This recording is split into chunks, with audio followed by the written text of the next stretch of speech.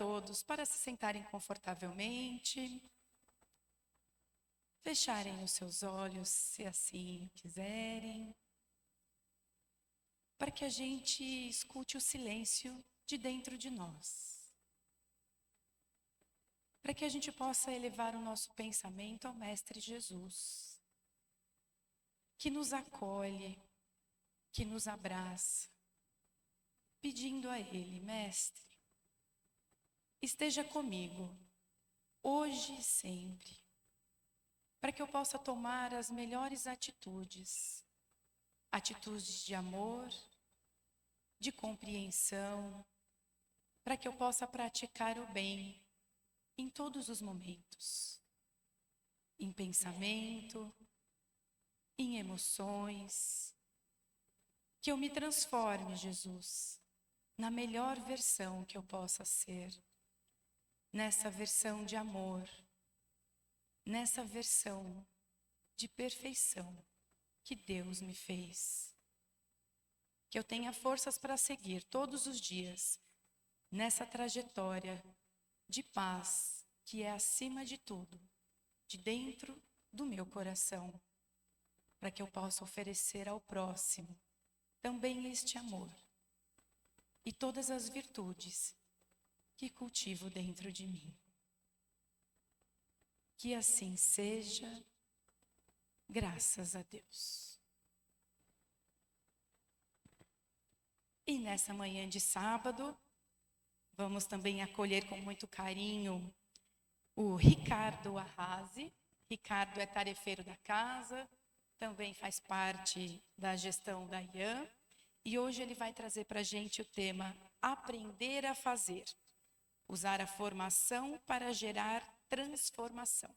Vamos acolher então o Ricardo com muito carinho, para que ele traga essas reflexões tão importantes para nós neste sábado. Bem-vindo, Ricardo. Bom dia, que a doce paz de Jesus possa envolver a todos nesta manhã de sábado e com essa música que já alegrou os nossos corações.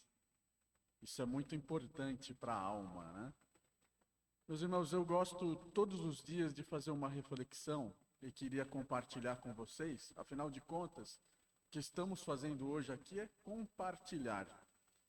Quando nós vamos no Evangelho segundo o Espiritismo, que é uma obra também codificada por Allan Kardec, através dos Espíritos, o capítulo 6 nos diz o seguinte: amai-vos, meus irmãos, e instruí-vos. Então, quando a gente pensa um pouco nessa frase, amai-vos e instruí-vos, a instrução, ela é um compartilhamento, né? Amar também, amarmos uns aos outros, é a grande lição que Jesus nos deixa. E para isso eu vou contar uma historinha. Vivia um rei num reino distante. Aliás, todas as histórias de reino é no reino distante, né? Havia um rei muito enérgico e que ele se indagava de algumas questões.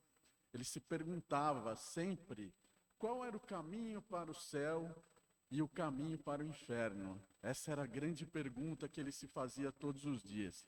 E aí ele resolveu ter a resposta dessas questões. Aí ele chama os sábios, né, do seu reino, e os sábios, olhando para o rei que faz a pergunta: meus sábios deste reino, qual é o caminho do céu e qual é o caminho do inferno? Os sábios olham para esse rei, sabe que ele é enérgico, falam: olha, vai me desculpar, majestade, mas eu não sei a resposta, nós não sabemos. Mas nós temos um reino aqui perto, que um sábio muito mais sábio do que cada um de nós, talvez ele tenha as respostas. E esse rei, ele vai em direção a este outro reino, junto com seus sábios, sobe uma montanha, o sábio está lá em cima dessa montanha. Ele invade, o rei invade a casa desse sábio e já pergunta para ele: sábio, qual é o caminho do inferno e qual é o caminho do céu? Me responda agora. O sábio olha para ele e diz o seguinte: mas quem é você que invade a minha casa, faz essas perguntas de uma forma tão impositiva? Eu sou um rei, ó sábio. O sábio responde: você é rei lá do seu reino, mas aqui você não é. Então saia imediatamente da minha casa. E o rei pega a espada, coloca no peito desse sábio e diz o seguinte: me responda já qual é o caminho do céu e qual é o caminho do inferno. Eu não vou responder, saia já da minha casa, diz o sábio, e guarde essa espada, porque este é o caminho do inferno, o sábio diz para esse rei. Esse rei guarda a espada, humildemente senta e diz para o sábio: me desculpe, por favor, você poderia me ensinar qual é o caminho do céu? Aí o sábio diz: este é o caminho, você agora acertou. O que a lição nos remete, meus irmãos, é claro, nós não estamos falando aqui de céu e de inferno, mas nós estamos falando das nossas escolhas em aprender. Quando nós humildemente sabemos que ainda temos muito para aprender, esse é o caminho correto que nós podemos seguir. É o caminho da humildade, é o caminho de dizer o seguinte: puxa vida, eu já caminhei tanto, mas eu tenho ainda tanto a caminhar.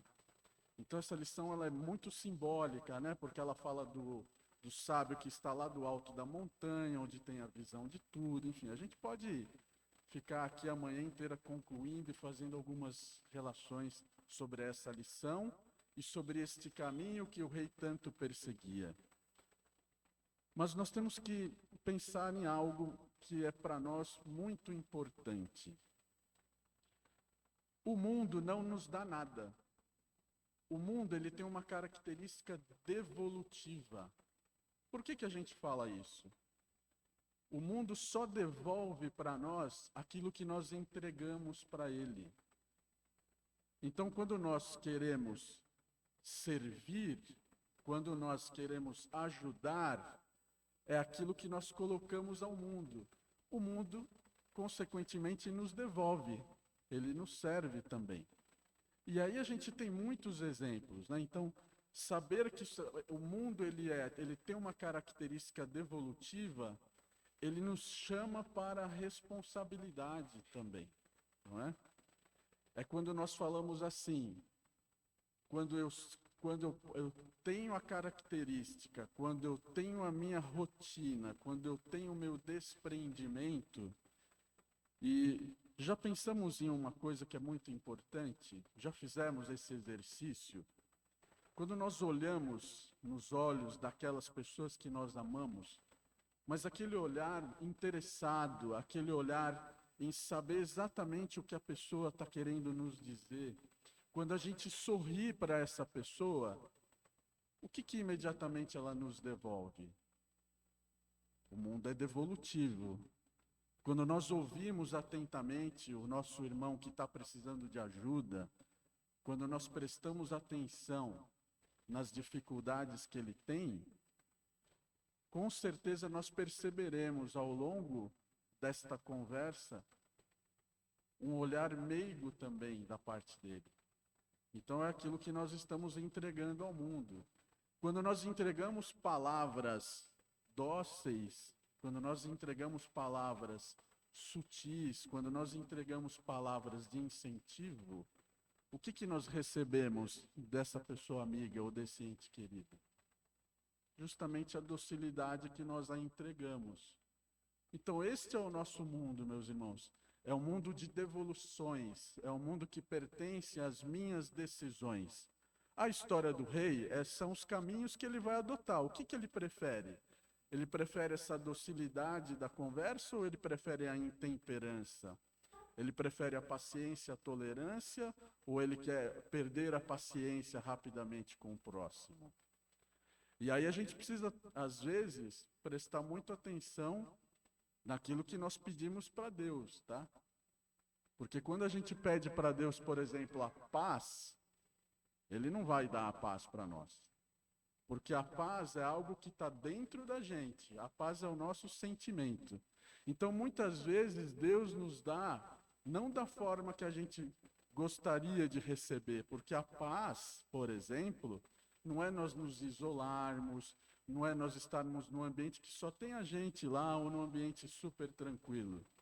Se nós queremos desenvolver a paz, provavelmente Deus vai nos dar algo conflituoso para que a gente possa resolver. E isso não é castigo. Muito pelo contrário. Deus, quando Ele nos ama, Ele nos diz o seguinte: vocês aprenderão. E nós precisamos aprender justamente com a prática das nossas atitudes, a prática do nosso cotidiano, né? E quando a gente vai nas lições, principalmente do Evangelho ou das obras codificadas por Allan Kardec, lá ele nos dá uma série de pistas de quais são os caminhos a serem adotados. Então, por exemplo, o Livro dos Espíritos, ele é composto de 1019 perguntas e respostas. E como foi estruturado essas perguntas? Ela fala sobre a existência de Deus, ela fala sobre as nossas passagens, ela fala sobre as nossas leis, ela fala uma série de coisas que tem a ver com o nosso cotidiano. E se a gente lê esses livros, eles são tão atuais, qualquer uma das respostas que a gente vê nos fala nos tempos de hoje. Então, essas 1019 perguntas que Allan Kardec fez aos espíritos superiores, em que eles responderam através dos médiuns, tem uma pergunta lá, meus irmãos, que é a 685, que ele fala justamente da nossa evolução moral. O que é a nossa evolução moral? A pergunta, né? A pergunta fala sobre a lei do trabalho e os espíritos, eles respondem o seguinte: a evolução moral, ela é muito mais que a leitura dos livros. Ela é a prática, ela é o meu cotidiano de boas ações. Então, é através das boas ações do dia a dia é que eu vou evoluir moralmente.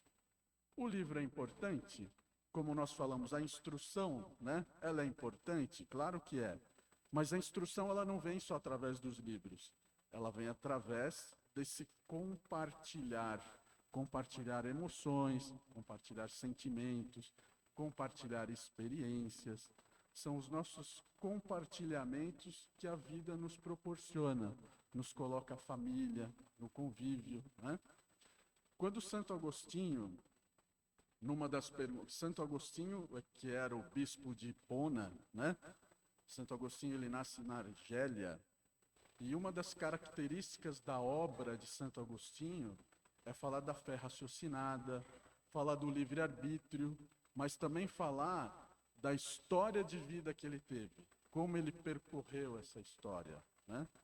E ele nos dá um exemplo no Livro dos Espíritos bastante interessante, que fala do nosso saber fazer, da gente praticar no dia a dia.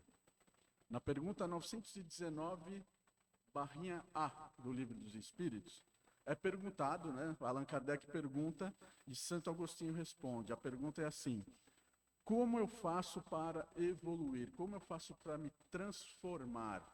Como eu faço para ser um espírito melhor? E aí Santo Agostinho, a resposta ela é muito longa, né? Se nós pegarmos lá o livro, tem bastante coisa lá que é falada, mas assim, resumidamente, ele nos diz o seguinte: diariamente. Então, olha só, ele fala numa frequência curta, né? Diariamente eu faço uma avaliação. Eu avalio a quem eu prejudiquei, a quem eu não atendi, a quem eu deixei de fazer o bem. Resumidamente é isso. Diariamente eu faço.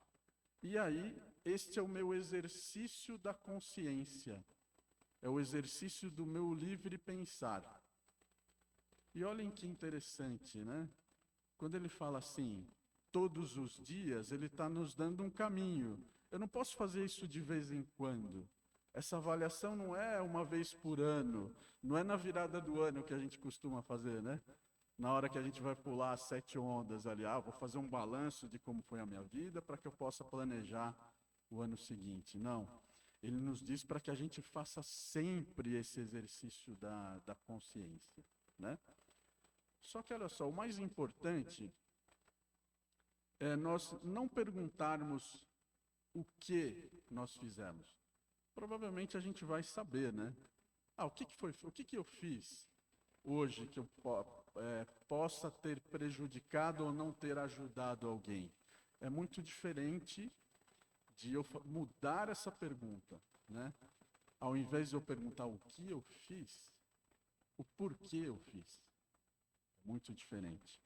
Por que eu agi daquela forma mediante a uma situação? Por que que eu fiquei com raiva daquilo que foi dito para mim? Por que que eu não agi de forma caridosa com aquela pessoa, sendo que ela precisava? Então, muitas vezes, esta consciência, esta análise diária que a gente precisa fazer, ela tem muito mais a ver dos porquês das minhas atitudes, não é? E isso a gente traz para o nosso cotidiano, porque quais são as nossas grandes dificuldades? Qual é a nossa grande escola? A nossa grande escola é o convívio. É ali que a gente vai mostrar quem somos verdadeiramente. Porque não adianta nós evoluirmos no alto da montanha, sozinhos, sem ninguém. Nós precisamos desta convivência. É aí que nós somos desafiados. Então, o convívio é a grande escola da vida. E mais ainda, o convívio familiar, não é? Porque aí é que nós demonstramos efetivamente quem nós somos. Porque nós somos da rua ou somos da casa? Na rua é fácil, né? Nós temos relações diferentes, são pessoas que a gente não convive muito.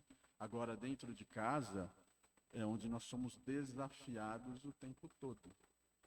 Então, como eu reajo e por que eu reajo a uma conversa difícil, por exemplo? Essas são as perguntas que Santo Agostinho fazia. Por que eu reagi daquela forma? Por que eu ainda não consigo sentir caridade ou solidariedade mediante a uma situação que muitas vezes me exige isso? Por que eu não tive a compreensão de perdoar? Então, essas perguntas para nós, elas são importantes. Porque olhem só, os livros estão aí para nos falar uma série de coisas. Que nós precisamos perdoar, que nós precisamos amar os nossos irmãos incondicionalmente. Mas na hora do exercício diário, é que a nossa dificuldade, né? Então, as lições que Santo Agostinho nos deixa, elas são primordiais dentro da literatura espírita.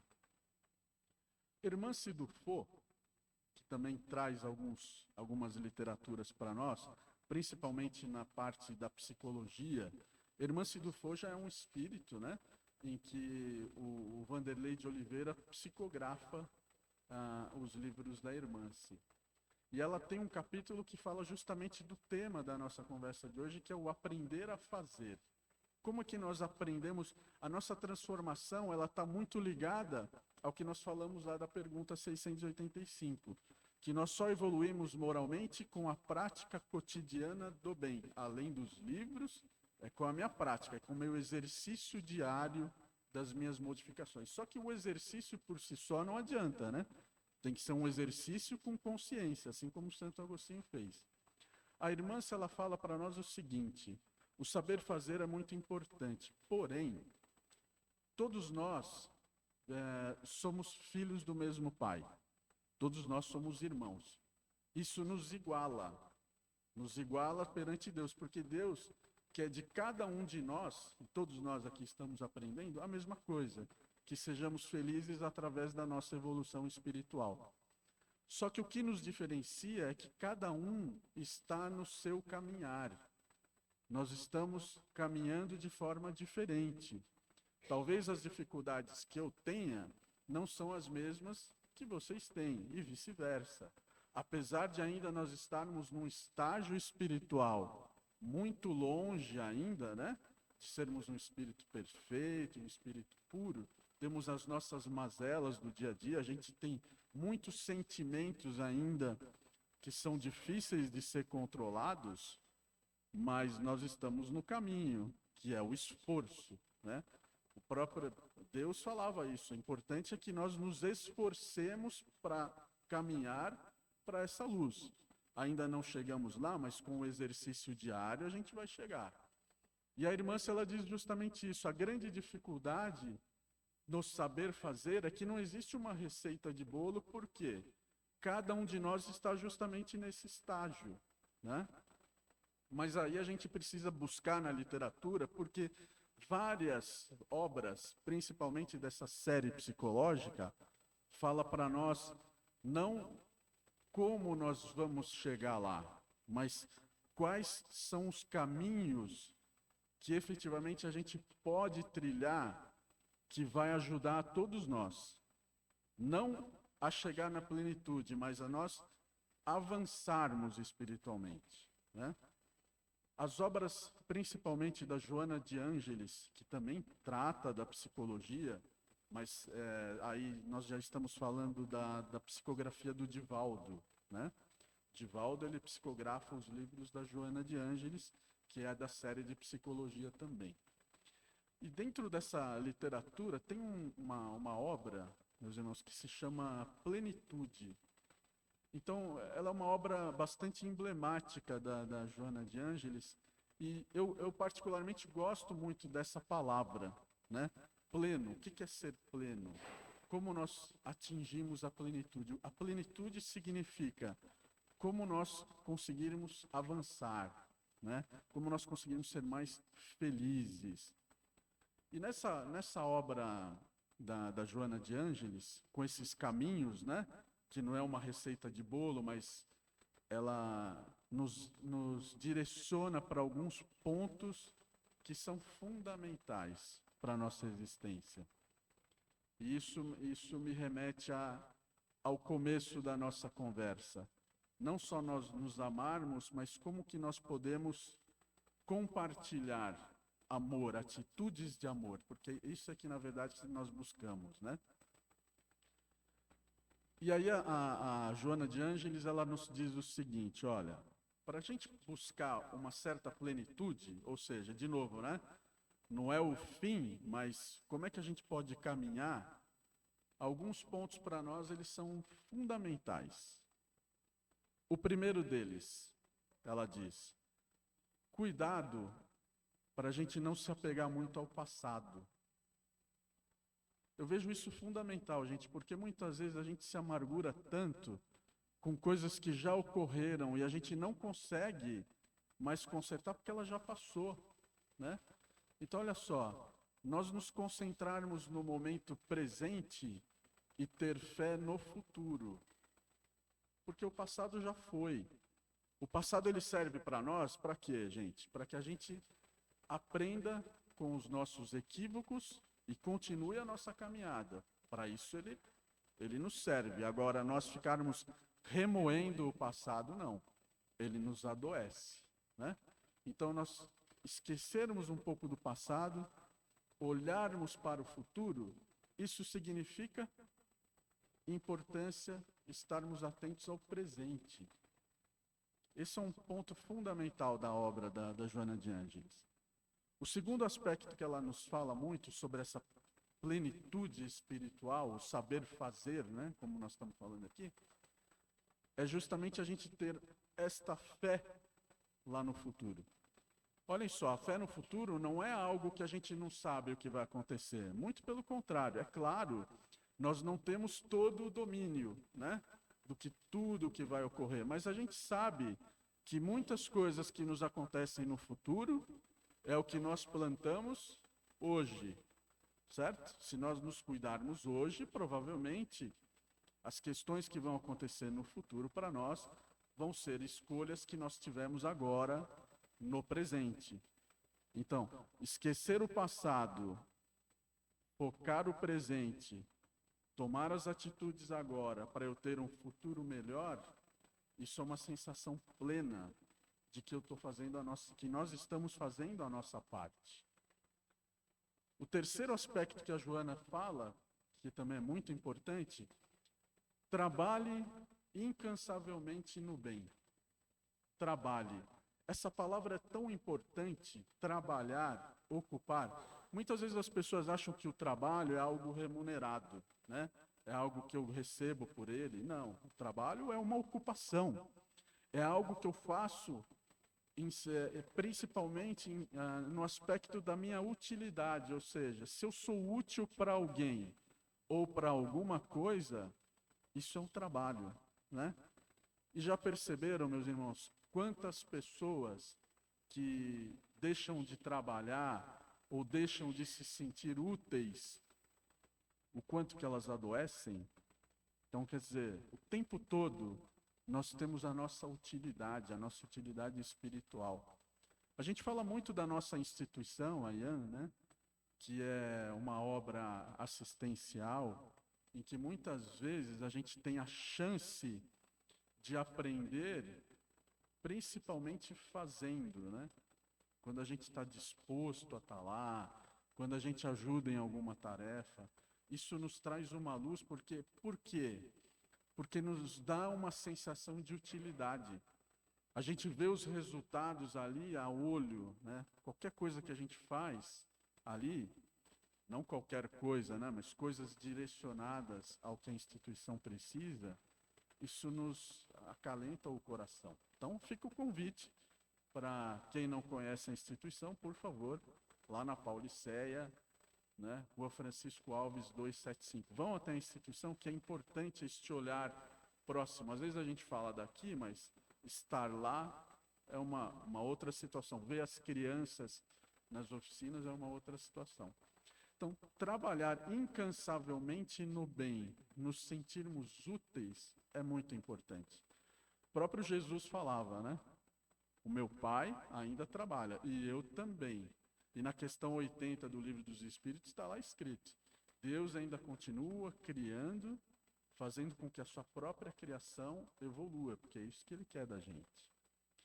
Então, esses são alguns aspectos que a Joana coloca do como saber fazer, que hábitos que eu preciso criar. Então, só recapitulando, ela fala principalmente dos esquecimentos das coisas que me aconteceram no passado, agir no presente para que a gente tenha um futuro melhor, trabalhe incansavelmente para o bem. E ela fala um quarto ponto que é fundamental, é nós amarmos as pessoas, independente se o amor é retribuído. Porque nós sabemos, né, meus irmãos, que muitas vezes nós amamos as pessoas e não temos a contribuição, mas o amar, ele é diferente quando a gente tem um outro olhar, principalmente que as ações que a gente faz, principalmente aquelas do cotidiano, isso é um ato de amor. Quando a gente compartilha informação, conhecimento, isso é um ato de amor. Quando a gente dá atenção, é um ato de amor, não é? Quando a gente perdoa, é um ato de amor. Então nós temos o amor, ele se demonstra aí de diversas formas.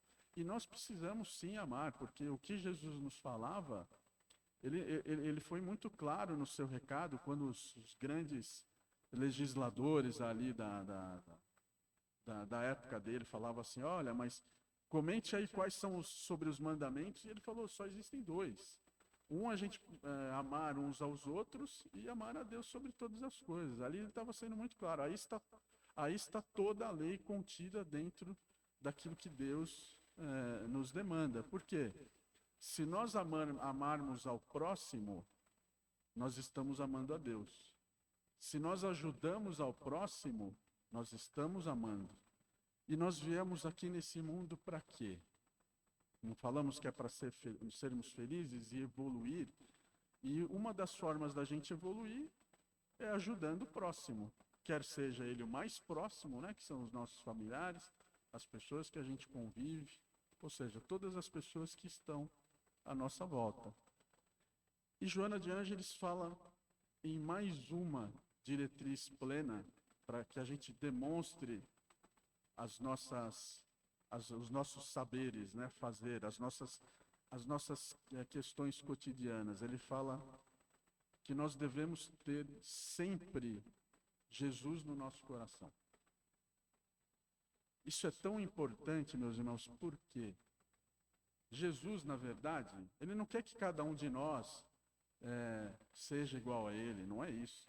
Nós estamos longe, inclusive, dessa condição, né? Muito longe. Mas o que ele quer da gente? Ele quer que a gente, todas as vezes que a gente haja, quando a gente for agir, e quando a gente não souber o como fazer, que a gente pense justamente o como ele faria. Quais seriam os caminhos, quais seriam as atitudes que ele teria perante uma dificuldade que a gente tem.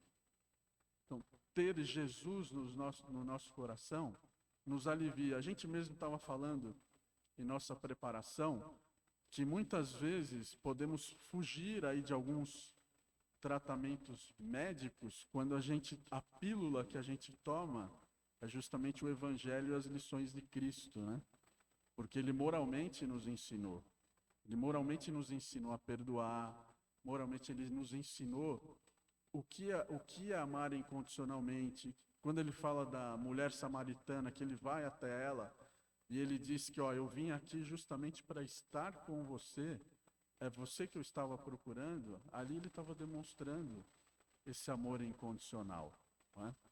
E olhem só, todas as vezes que a gente pensar em Jesus, ele sempre está perto da gente, né? Porque a oração, quando a gente pede, ou quando a gente agradece, ou quando a gente, muitas vezes, está nas nossas dificuldades do dia a dia, a oração, quando a gente acredita piamente que ela nos ajuda, é o grande remédio. Então aí a Joana, ela fala nesse outro aspecto, aprenda efetivamente a orar. A oração, meus irmãos, quando Jesus nos fala, o que é a oração? A oração é nós estarmos num lugar reservado, fazermos uma conexão ao plano maior, não só para que a gente possa pedir, não é isso. São as nossas conversas que a gente tem no nosso dia a dia com Deus. Então, quando Jesus nos orienta, olha, nós temos que estar a sós, nós temos que estar mediante a Ele e principalmente nos conectar, é uma conversa informal, é uma conversa de agradecimento, é uma conversa em que eu posso até louvar, inclusive, a presença de Deus nas nossas vidas. Porque toda essa natureza, tudo aquilo que nós vimos, né, meus irmãos, tudo aquilo que nós vemos, certamente é a obra divina. Nós já temos a nossa centelha divina aqui, nós já sabemos alguns caminhos. Basta a gente ouvir o nosso coração. Então, o que a lição nos traz hoje, principalmente, é que quando nós falamos dos amai-vos e instruí-vos lá no começo, nós estamos tendo uma grande oportunidade. Na verdade, essa aqui é a nossa melhor oportunidade. Nós temos que ter a consciência de que esta aqui é a nossa melhor existência. Haja vista que nós evoluímos, como nós somos espíritos imortais em evolução, a nossa última existência é a existência que nós somos mais evoluídos. Então não deixemos essa oportunidade escapar de nós criarmos hábitos de orar, hábitos de termos fé no futuro, hábitos de agirmos agora, no presente. E principalmente saber que se nós nos equivocarmos, não tem problema. A doutrina espírita, ela nos diz o seguinte: a culpa não está no outro, né? O mundo, ele é devolutivo, ou seja, eu vou receber aquilo que eu oferecer. Mas, também, se eu me equivocar, existe o outro dia em que eu possa recomeçar.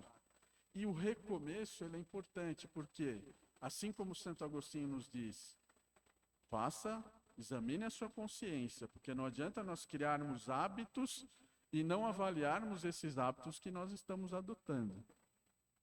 Então, criemos essa consciência, esta rotina, não é? Esse bálsamo que é o amor, as lições que Jesus nos trouxe, e fazemos essa pergunta para nós: O que Jesus faria numa situação em que eu me encontro difícil?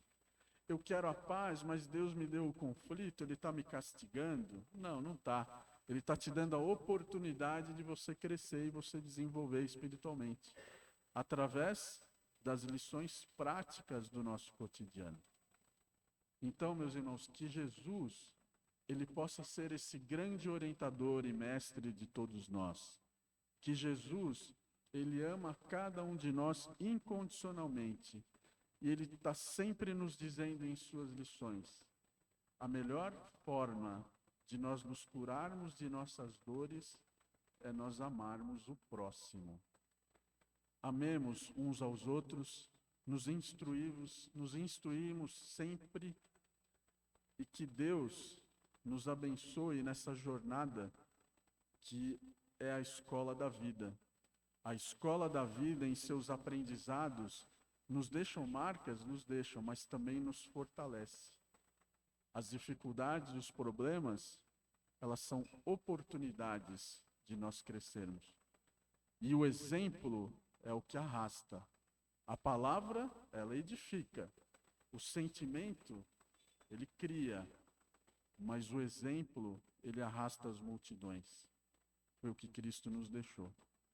Então, meus irmãos, tenham um excelente final de semana, que a doce paz de Jesus possa envolver o coração de todos vocês. E lembremos sempre, vamos nos amar e vamos nos instruir, compartilhando atitudes de amor. Bom dia, obrigado.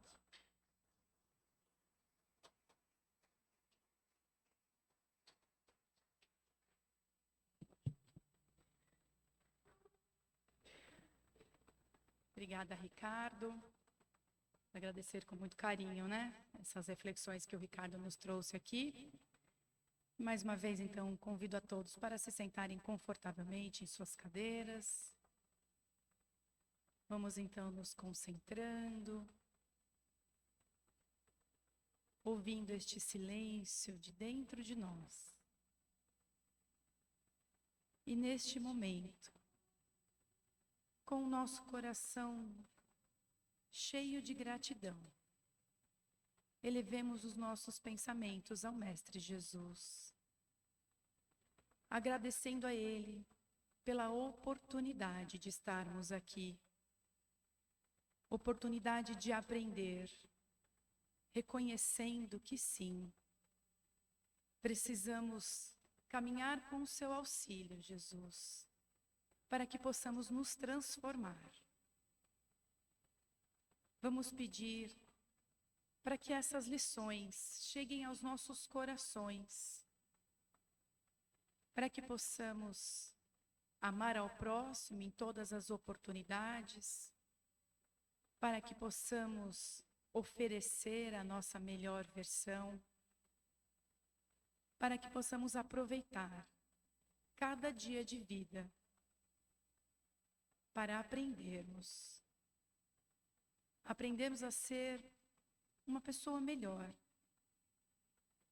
aprendendo a desenvolver as nossas virtudes, a controlarmos as nossas más inclinações, para que possamos ser também exemplos de amor, exemplos de paz e compreensão aos nossos filhos, netos, sobrinhos, aos nossos amigos, que possamos levar tudo de melhor que temos cultivado nos nossos corações, para onde quer que estejamos, especialmente no nosso lar em família, oferecendo palavras de carinho, acolhimento e amor.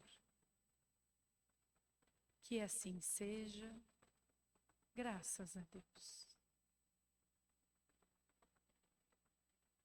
Enquanto os nossos tarefeiros também se organizam lá na sala de paz, temos alguns tradicionais recadinhos.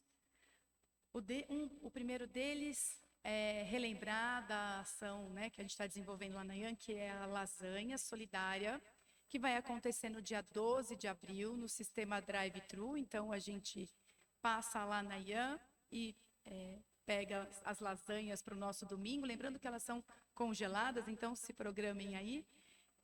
E sendo congeladas, muito melhor, porque a gente pode comprar, deixá-la de estoque também em casa. As vendas da lasanha estão acontecendo ali no fundo, tem lá o banner com todas as informações, com todos os valores. E a gente vai ter lasanha tradicional ao sugo, vegetariana de brócolis, além de bolo gelado de chocolate. Então é possível já fazer as suas reservas, comprar antecipadamente, porque quem deixa para os últimos dias, né, Nancy, acaba ficando sem, não é? Então vamos aí comprar estas lasanhas, sabendo que é uma ajuda que a gente fornece lá para a Ian também, porque temos lá 350 crianças que participam das atividades lá no contraturno da escola, são 5 refeições, enfim, aquelas ações que vocês já sabem que a gente desenvolve lá. E lá no fundo, então, está o seu Arnaldo. O seu Arnaldo é um dos nossos melhores vendedores, ele tem uma meta de vendas hoje, e vamos ajudá-lo a bater essa meta, tá bom? 200 lasanhas, seu Arnaldo. O Ricardo acabou de falar aqui, ó, estamos esperando 200 lasanhas aí para você vender hoje, hein? E fiquem tranquilos que vai ser a melhor lasanha que vocês já comeram, porque elas são feitas com muito amor, muito carinho, e esse tempero faz total diferença, viu? Nosso